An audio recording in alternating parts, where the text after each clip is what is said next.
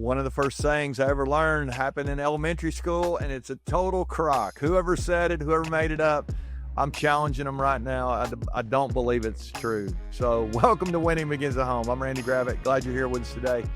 Let's talk about the old phrase, sticks and stones may break my bones, but words will never hurt me. Whoever said that, that's ridiculous.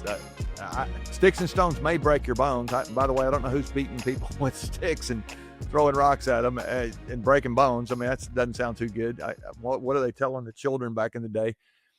But the whole idea of words not hurting us is a crock. I mean, it's just not true. The reality is words can just crush us. There's an old Bible verse. This week we're looking at our faith and our hearts, kind of our soul kind of stuff as we try to create this way to order our lives. I love the verse from a couple of days ago. We talked about how King Jotham of Judah back in the day, it says he became mighty because he ordered his ways before the Lord. He didn't become mighty because he was the king.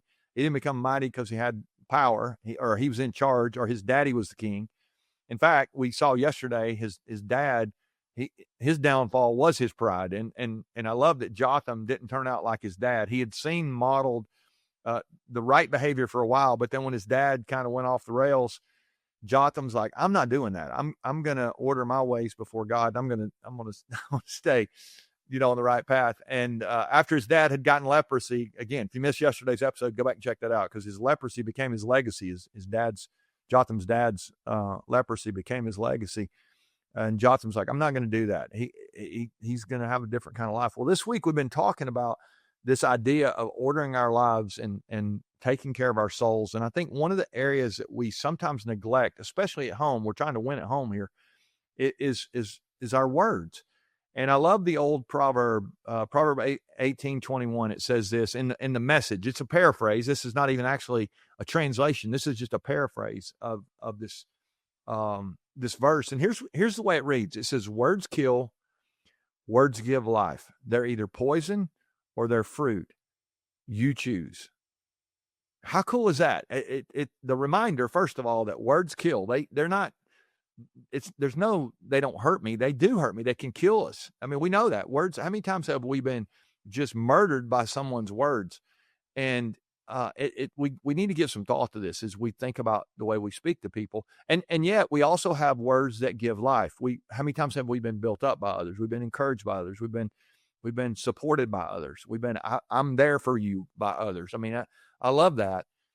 And then the little, the picture here, they're poison. Think about the poison. I mean, who would want to, you want to eat a piece of cake with poison in it, or you probably don't want to eat a piece of cake, period, after we, talked about fitness last week, but they're either poison or they're fruit. I mean, now I love fruit, man. I'm a fruit guy. I have, several servings of fruit every day, especially summertime here. It's been great to have, fresh peaches a few weeks ago. Awesome. They're either poison or they're fruit. You get to choose. So here's my question for you today. What kind of words are you using to the people that you're talking to and the people that you live with, the people that you lead? If you want to even think about work or your team or whatever you got going on outside of home, when you go to the workplace, let's think about these two kinds of words and how they show up. So first of all, we have negative words, or we have words that kill. And one example would be negative words, right? Critical words, abrasive words, harsh words. It's our tone is shaming words. I mean, there's so many kinds of words, cynical words, critical words. These words are negative in nature, and they do kill. And yet on the other side of these, we have harsh, but we also have gentle words. The Bible says a gentle answer turns away wrath. It causes anger to go away when we're gentle towards someone, not harsh. If you harsh up on someone, I promise they are never going to be like, oh, that really motivates me to change. I heard years ago somebody say, you're never persuasive when you're abrasive. I love that little phrase. It just reminds me that you're never going to motivate somebody by saying it louder or being more harsh or more shaming. We mentioned a moment ago, we don't want to do that. We want to be forgiving with our words. We want to make sure that we're not, what would be other words that kill? Profane words. I know a guy, he had to let somebody go off of his team in a workplace because the guy was just profane. Everything he said was profane. It just it didn't present a good image of this company. And this guy, they literally lost his job because he's profane. Well, think about how many times we're at home and we're profane toward people that we love, and we expect them to want to be close to us, intimate with us. I think sometimes we need to remember that there are other kinds of words, not just profane words. There are pure words. There are words that are, and when I say pure, I almost would use the word sweet, and because I think about honey, it's like, what's the old spoonful of honey helps the medicine go down? A spoonful of honey also will help you communicate something to someone. I mean, if you use words that are kind and gentle and pure, I think you're going to be much more life-giving in the way you speak to somebody than you are. I mentioned shaming words, they kill. Forgiving words, they give life. And sometimes I need to be forgiven. I need to say I'm sorry. When I say that, those kind of words, they are actually more life-giving when we admit we're wrong, rather than shaming somebody else all the time. And they never can live up to the expectations. And so you may have a kid or a spouse or somebody that you live with, somebody that you love, that there's brokenness in your relationship right now. And it's really only because of your words, your tone, it's just like, could we change the way we talk to others, understanding these are the most important people in our lives. Really, every person that we meet, the cashier at the restaurant or the attendant at the gas station, wherever we go, every single person, if we would change the words, use life-giving words, I think we will be much more life-giving to others, obviously, but we're going to have more life ourselves.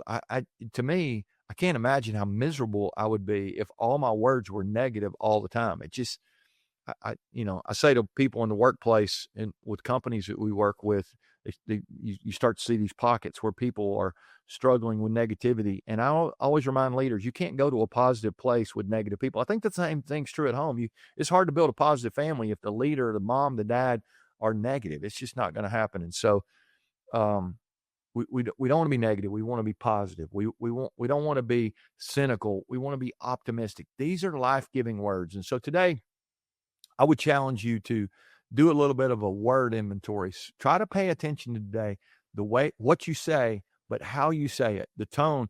There are statistics out. I think it's like 93% of our communication comes through our body language, our tone of voice. That's pretty amazing when you think about it. I mean, we think our words are doing all the communicating. Truthfully, our body language, do we smile? Do we laugh? Do we have any kind of fun when we're together? Or are we just always trying to make our point? Would we rather get it right or be right? I mean, it's so many times we just want to make our point and we want to be right and we want to have our way. And that's not a well-ordered life. We know that. And so today I just wanted to remind us the power of our words. Again, I go all the way back to elementary school. The sticks and stones break my bones. Words won't. Yeah, that is baloney. The truth is, words kill. Words give life. They're either poison or fruit, and you get to choose. I hope you'll choose life-giving words today. All right, love you guys. Come back tomorrow for more Winning Begins at Home.